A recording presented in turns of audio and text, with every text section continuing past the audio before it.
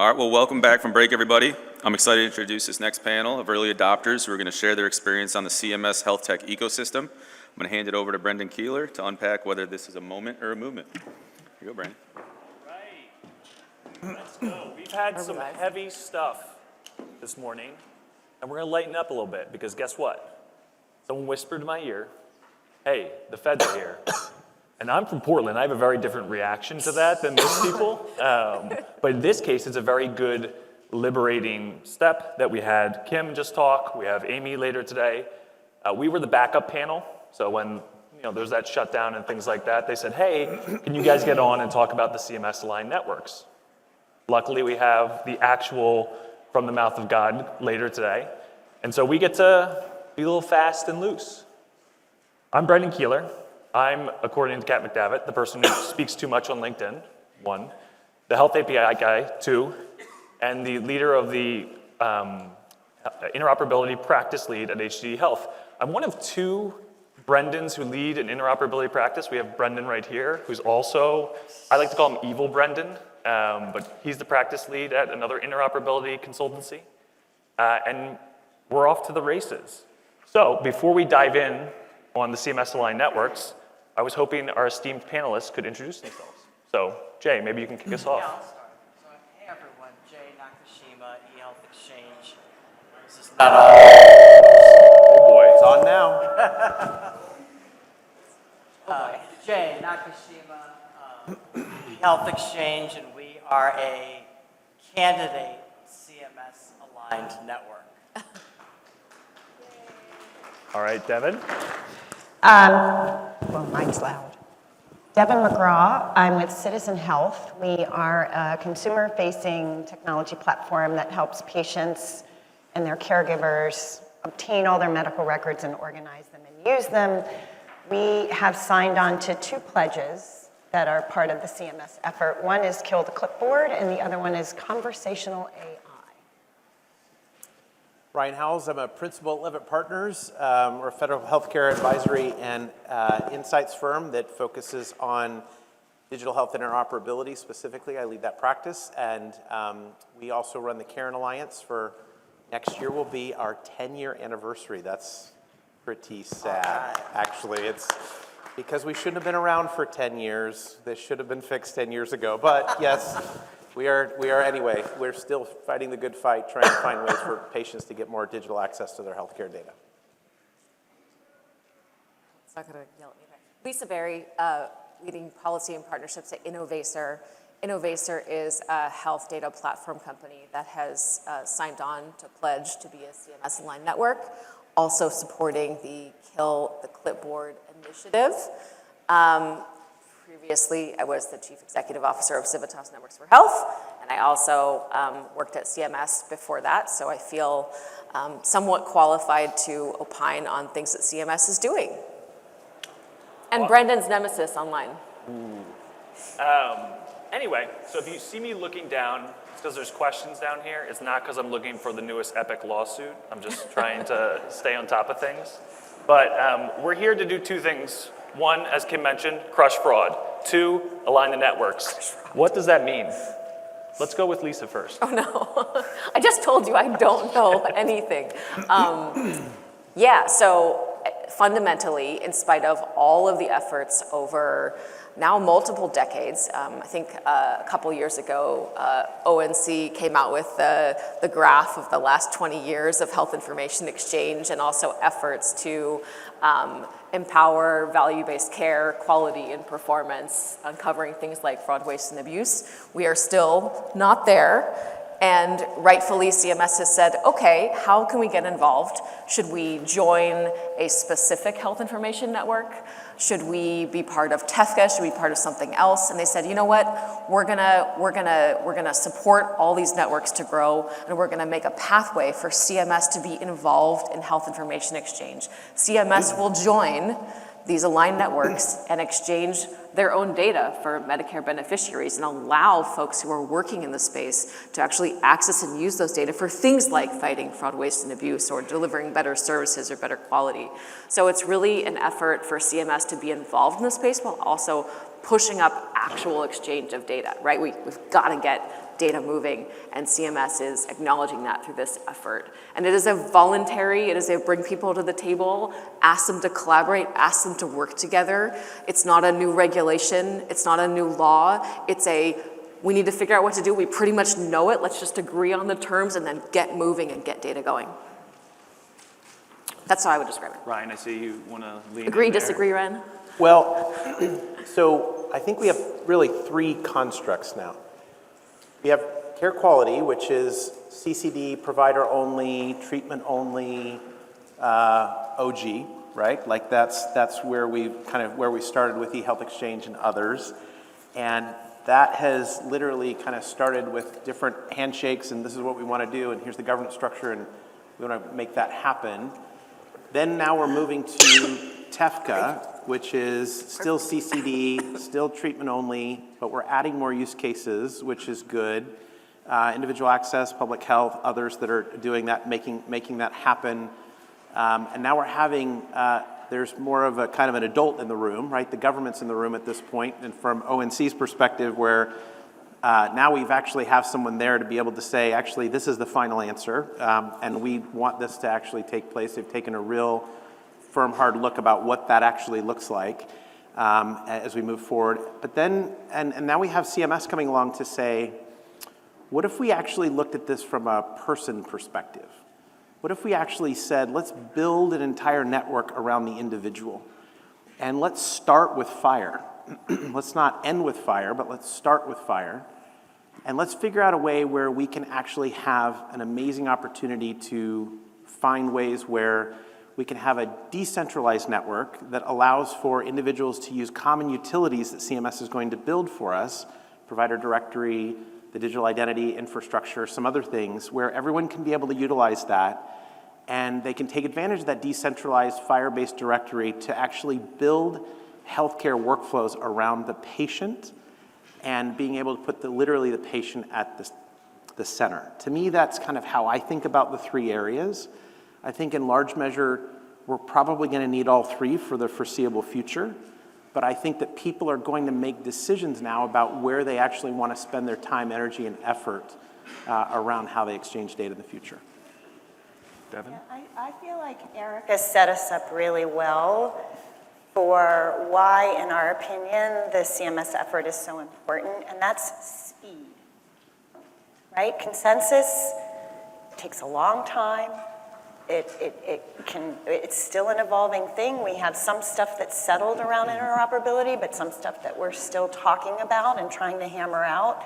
And patients can't really wait for us to get our acts together, to be quite frank. And so what I liked the most about the opportunities in CMS-aligned networks and why we signed up for it is the deadlines.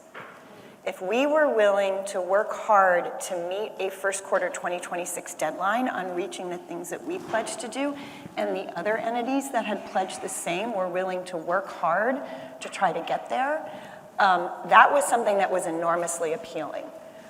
Because we could prove concept early and potentially, knock down a pathway that we have really been struggling to build consensus around that will go quicker. And mostly I'm talking about patient access to data, because that's one where, again, how long have we had the Karen Alliance? How long have we been working on this animal? We're closer than we've ever been to having it be very robust, and it is happening in pockets and with certain entities in a much better way than it did before, but we're still in the mud. And with the CMS-aligned networks, I felt like we had a chance to go faster, and there was no way we were going to sit on the sidelines for that. Jay, do you share that optimism? Yeah, absolutely. And there might be one thing I would add to this, and that is that, we know that the CMS-aligned networks are going to be more patient or individual focused. We strongly suspect they're going to be FHIR first. But other than that, we don't know a whole lot about how these networks are going to look a year from now, 2 years from now, whatever.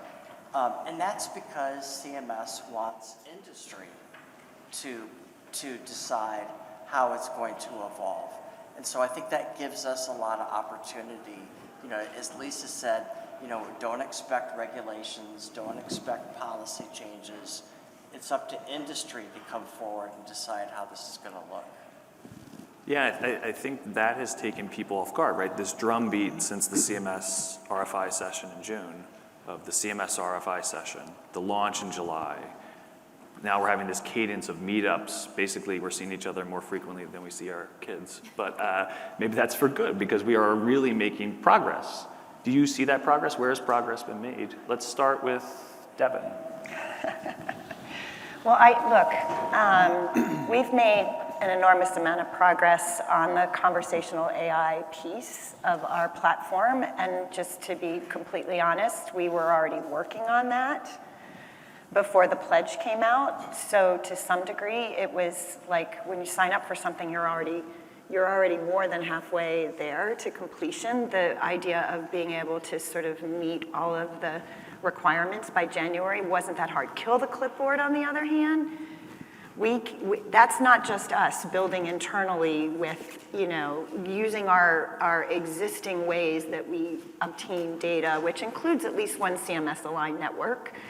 But kill the clipboard is a different animal, and I got so excited by some of the demos that I saw at the meeting last Thursday. Innovator, thank you. All the folks who demoed that day, I was like, all right, we're closer on this than I thought we were, because people leaned in and said, here's a way that we can actually get this done. And this is not to say that all the work that we've been doing as a community around some of this consensus building is like out the window, because we are grabbing onto that stuff. Because most of this is not from scratch.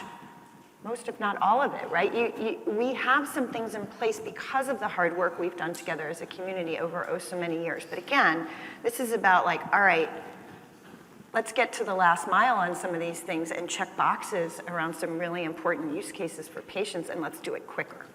That's actually an important point, right? So obviously we're not starting from zero here, and that's really important, but there's still a need for like a pushing us over, right?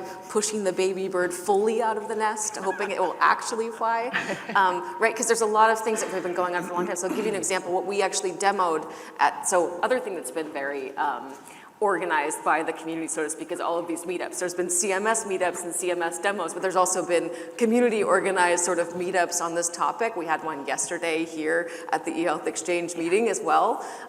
The Innovator demo last week was about the Smart Health Link. We demoed with BeWell and also with FlexPlus, shout out to them. And we showed that someone can walk up with a Smart Health Link generated by BeWell and FlexPlus, and actually someone can scan that right into Innovator's InNote, which is a overlay to an EHR. Innovator now has a decade of experience building these EHR overlays and integrating with, now at this point, hundreds of different EHRs. That didn't come from zero, that we can get that into anyone's system just with a scan of a Smart Health Link. And then there's all the work around Smart and Care and Alliance and so on and so forth. So we have a bunch of pieces to build on, which is really exciting. Yeah, I mean, I think we're going to get to this, but if you want to join this, the barrier to entry is like hardly anything. Right.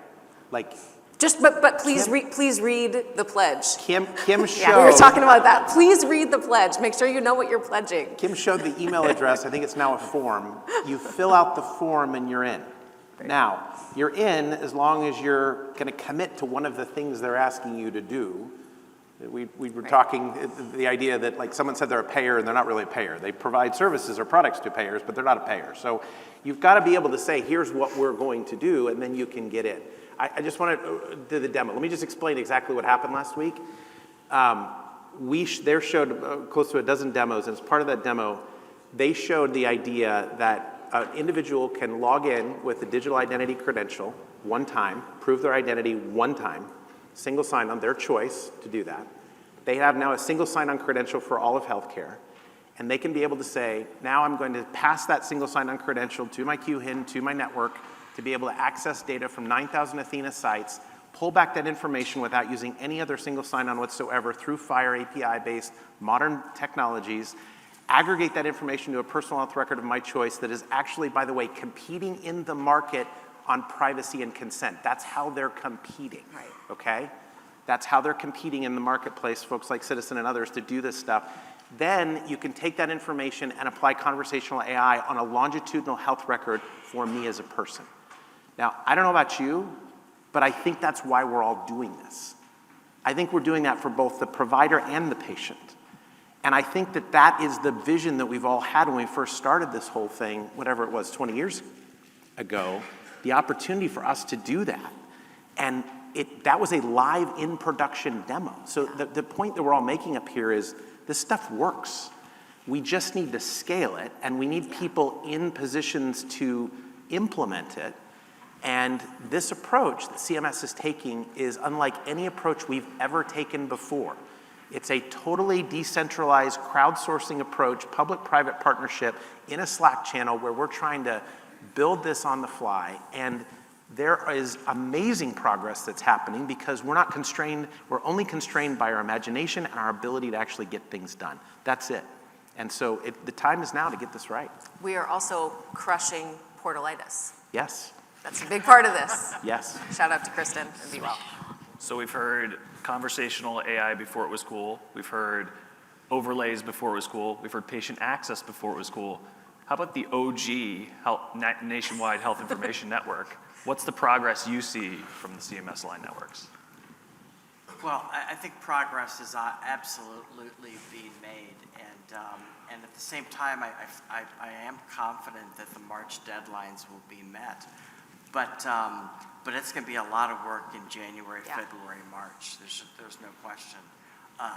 Creating trusted exchange, especially for non-treatment purposes, is tough. One area that folks might be able to speak to is the audit logging. That's something that Scott and Tiffany from eHealth Exchange are leading a work group, and I believe they're in the early stages of that.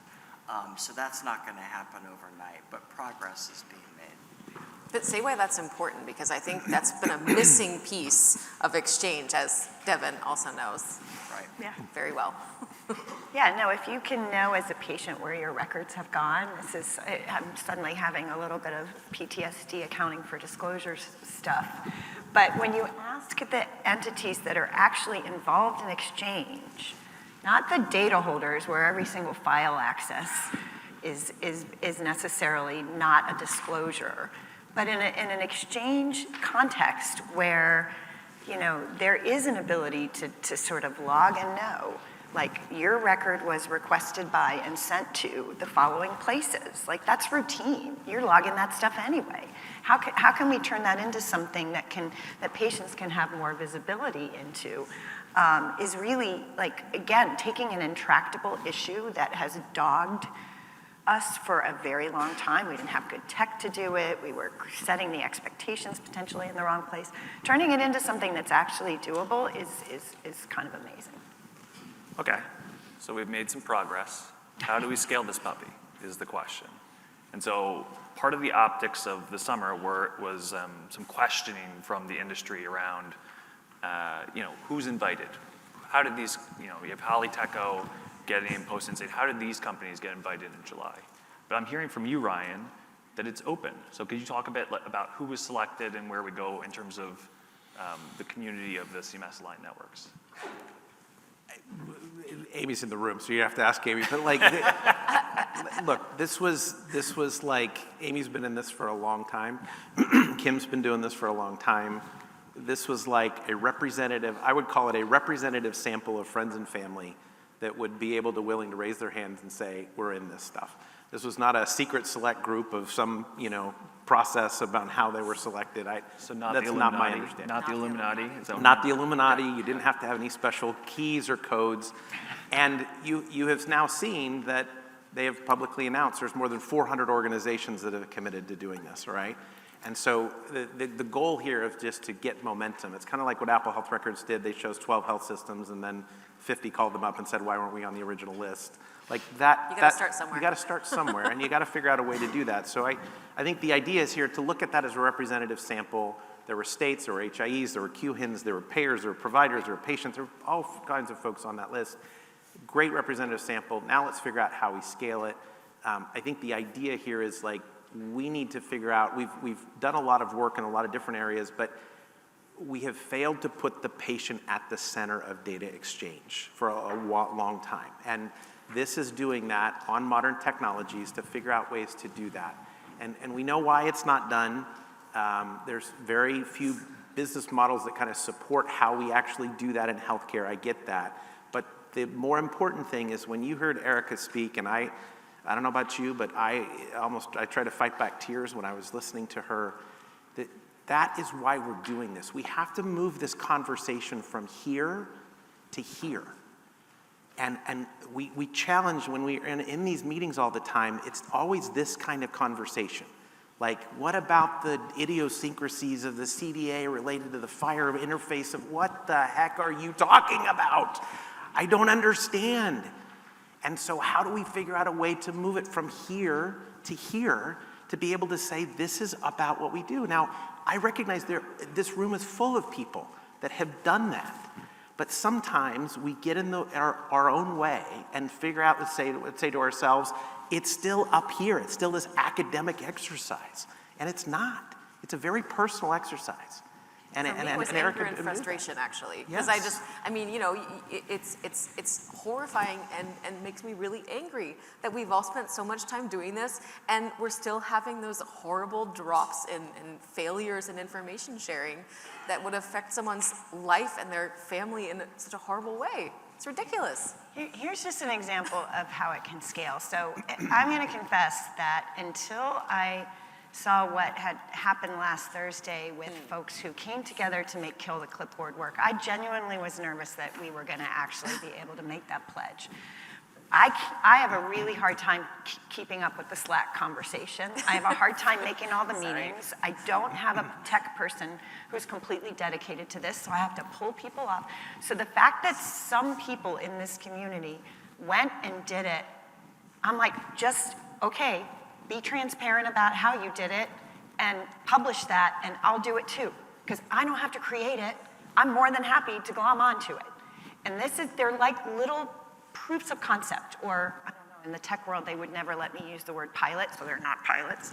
But frankly, it's like, actually, we made this work. And here's how we did it. Oh, I can follow that pattern. I can make it work that way too. Oh, that doesn't work exactly right, but I'm going to tweak it a little bit here, and I'm going to make it work over here. It's a little bit 1,000 flowers blooming, potentially, but ultimately, with these little trial balloons, we figure out what works and then it scales, as opposed to sitting around and coming up with a lot of detailed specs before we even test it and figure it out. The enemy is inertia, though, right? Yeah. And the enemy is inertia, and it's also, we do have to bring, we were talking about this yesterday, to bring the implementers to the table. That's going to be providers, and it's going to be payers, some of who are pledged and are part of it, but there's more work to do, because it's one thing to show that you can do something in a demo. We know that it works. We know we can also scale it as well from a technical perspective, but there is a lot of inertia as it relates to business as usual between providers and payers. So I think the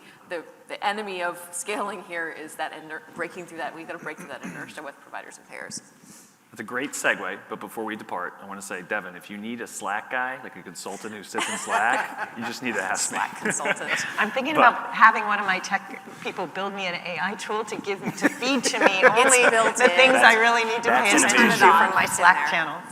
So what's missing? We're hearing progress, right? We're hearing Kill the Clipboard, we're hearing conversational AI, but there's a lot of moving parts. There's a lot of things in this beast.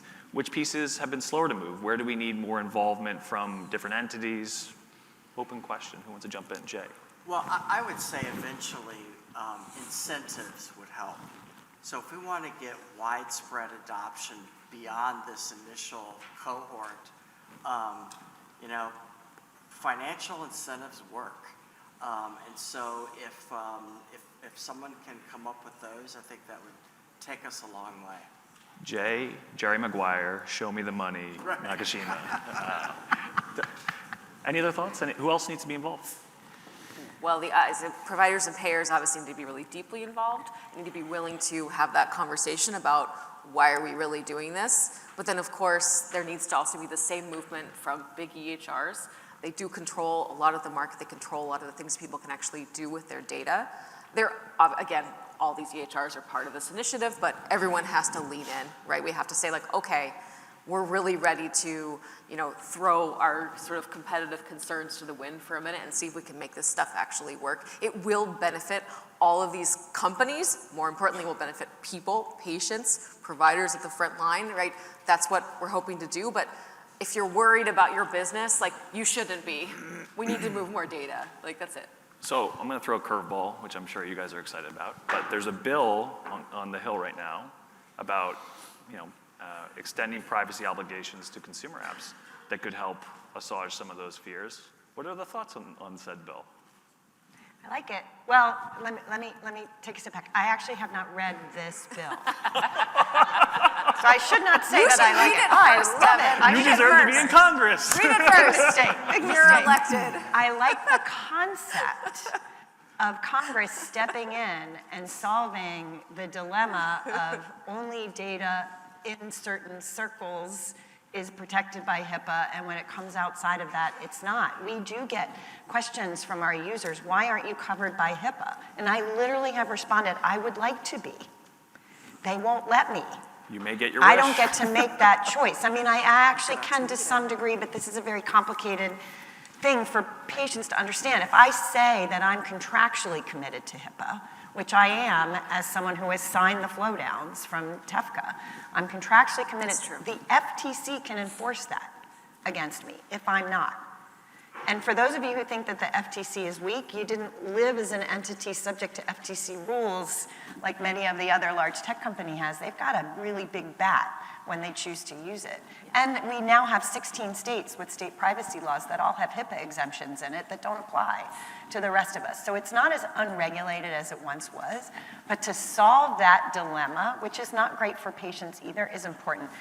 I spoke too soon. I can't say for sure this bill is the one that does it, but we have definitely, as a company, and certainly me personally, have supported other bills in the past that have sought to protect data, at least where you're talking about what's necessary for the CMS aligned network, what's necessary for TEFCA, what's necessary for carry quality, which is the entities that are serving consumers by getting their data out of a HIPAA controlled environment and pulling it into one that is not. California did that years ago. Yeah. Took their version of HIPAA and said, oh, it's also going to apply to tools that get information from electronic medical records. Duh, how hard is that? It's not that hard. You don't even really have to tinker much with that. You let the regulators take care of making sure that the differences in the way we operate, I shouldn't be able to use data for TPO without a patient's consent. I'm a consumer-facing tool. There are some differences in the privacy risks that users of my tool and other tools like ours, it's different from the privacy risks for a patient from a hospital or a doctor's office or a health plan, but we could still get this done, and it has, even for very simple bills that just do that one thing, we can't have that happen. And I'm still scratching my head as to why. Well, I know why. People want to put other things on it, Yeah. right? And then we get dragged into the mud again. None of us are as qualified to opine on HIPAA as Devin at all by a very, very long shot here. Opine away. But never stopped me. Lack of confidence. I don't think that HIPAA is the right construct for this at all. And I think that I'm totally supportive of comprehensive data privacy protection laws and a full revamp of that in the US. But I think a law that was written a long time ago for health insurance portability is not the right construct for patient-facing apps. Ryan, what do you think about HIPAA? Well, I'm going to talk about it later. But He's going to answer the question he wants to answer. I will just say this. I think that folks need to understand what these 40-plus patient apps are doing with the data. Number one, they're using digital identity, which we're not using really hardly anywhere in healthcare right now, but more actually are doing that. So that is, that level of security, privacy, and consent far exceeds anything that we have in healthcare today. Two is we're using modern technologies, FHIR APIs, to actually do this, that the internet's been based on for 30-plus years. And three is the level of privacy and security that these organizations are taking with the data is far and beyond anything that we see today in healthcare. It's all privacy-based, it's all consent-based. Again, they're competing on the basis of privacy and security. Apple Health Records stores the actual data in the hardware of your phone, the hardware enclave of your phone. It never touches the Apple Cloud, or it never touches the internet itself in terms of, it just goes right to the hardware enclave of your phone. That I am interested in that kind of security, privacy, and consent in terms of how we protect health information going forward. That's not what we have today in HIPAA. Yeah. I think we have a situation where it does provide guidelines for how the data is stored and protected and shared, but it's always been meant to be the floor, not the ceiling. And so the concept here is, how do we build on the principles there that are privacy and consent based, and how do we scale that to a better modern technology privacy consent model where, regardless of where the data is stored, then we can make sure we can protect it. Jay, do you want to take this live grenade since everyone else is No, handled? I don't have anything to add. Okay, well, moving on, let's move to another live grenade. We heard Kim allude to an uncertain TEFCA future. Everyone is asking, what is the future of care quality, TEFCA, in this world of CMS-aligned networks? Is TEFCA dead? Jay?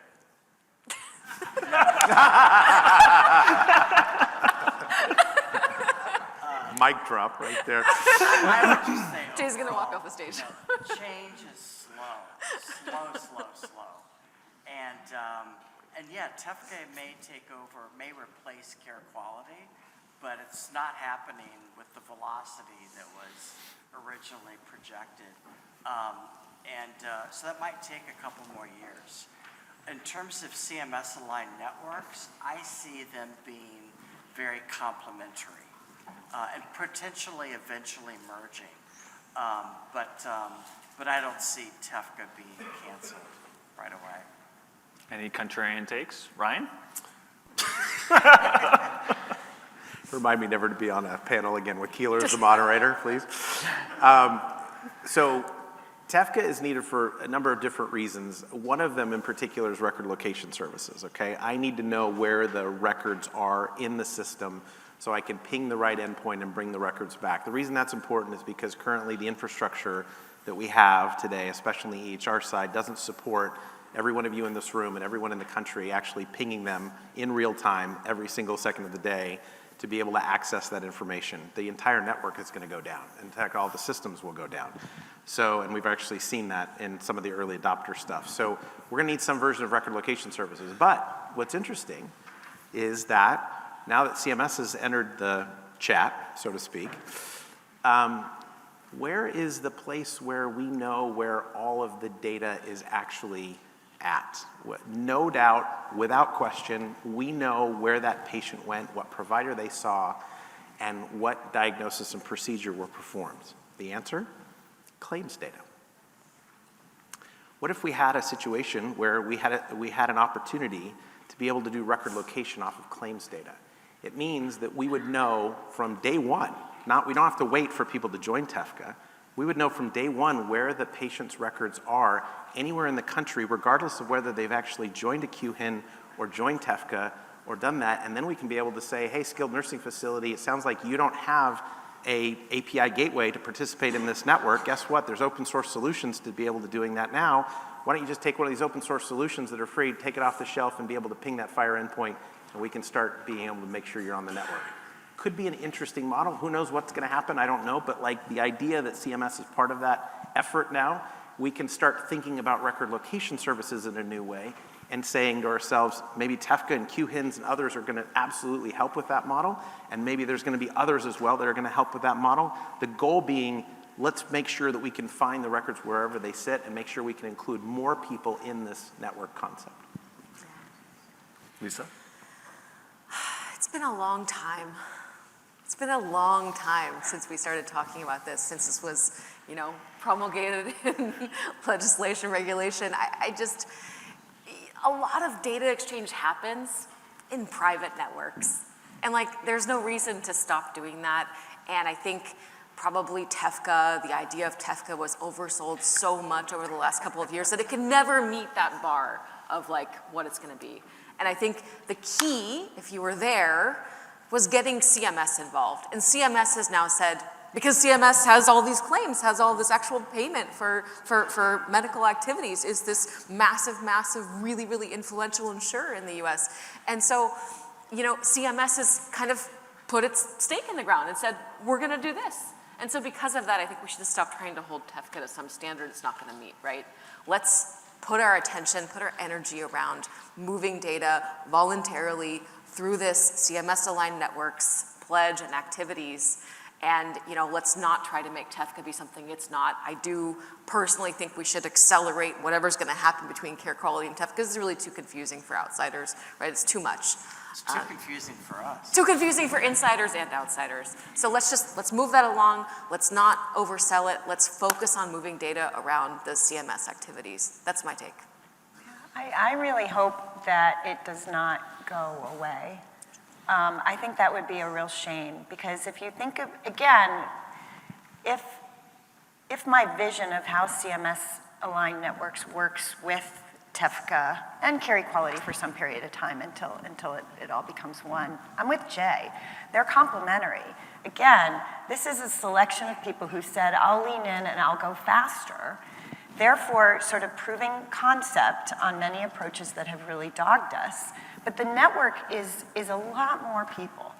TEFCA is a lot more people and growing. And if we really want to scale exchange to that degree, which I know we do, we can't just depend on the sort of coalition of the leaning in, right? Ultimately, it's good to have those test beds. It's good to have those folks who are willing to take this on, to not have all the uncertainties solved before moving forward, not to come with a, yeah, but what about X, but yet, okay, X is a problem, this is an approach that we're gonna use to solve it in this particular way that we're doing it, and then maybe that will scale ultimately, because I think it would really be a shame if we didn't leverage all the work that's been done and continues to be done to create the nationwide network that everyone is connected to and that everyone trusts, right? Like that's been somewhat of a well, what's that big ball, ball and chain around the neck. Like we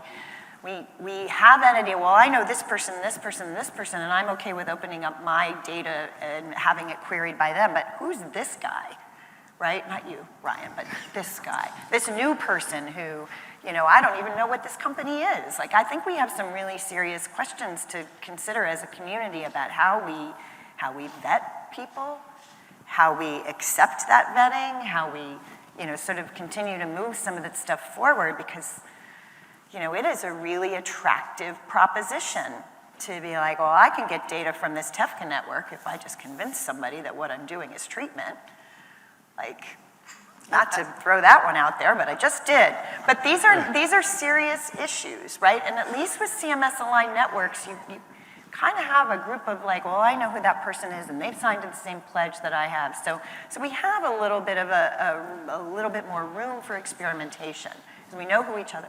But ultimately, we do have to get to the place where I don't know this person, but I know they've been vetted, and I'm going to be okay with the fact that data is flying out of my system and going to them. There's optionality now. There's an ability for the market to determine where they want to sit. And there's a lot of people that are going to sit in all three areas, by the way, just so you know. And as I mentioned at the outset, like there is going to be room for all three of these areas for the foreseeable future. We've never abandoned a standard that we do. Like think of X12, right? So like there's standards that we've had for a long time, and there's ability for that to happen. So I do think, but the goal is we've never had that optionality before, as significant as it is right now. We now have that, I think, optionality to be able to have the market decide where they want to do, where they want to play. Are you guys hearing this? Differing viewpoints, exciting banter. Wow, we really have a great panel. What I'll say is I find it interesting that the CMS line network demos were underpinned by TEFCA IAS. And so right now, they are intertwined in a way that if we're going to kill it, we better kill it quick.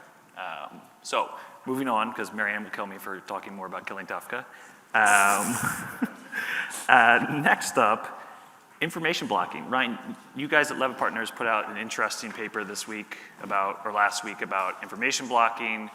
There are certain potential obligations for providers, for networks, in terms of sharing health information as part of CMS line networks? Anything you want to say about information blocking? Yeah, we'd love for you to all read the paper and give us your thoughts. But I think the idea of the paper was the fact that we have heard from so many of you, so many others, that there is just blatant information blocking going on. Now, this isn't like my API doesn't work, okay?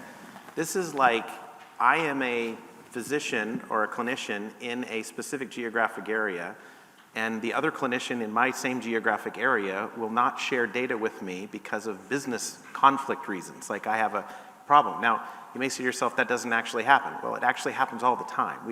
I've spoken to 15 health systems over the summer where they've all given me examples of where that has actually occurred.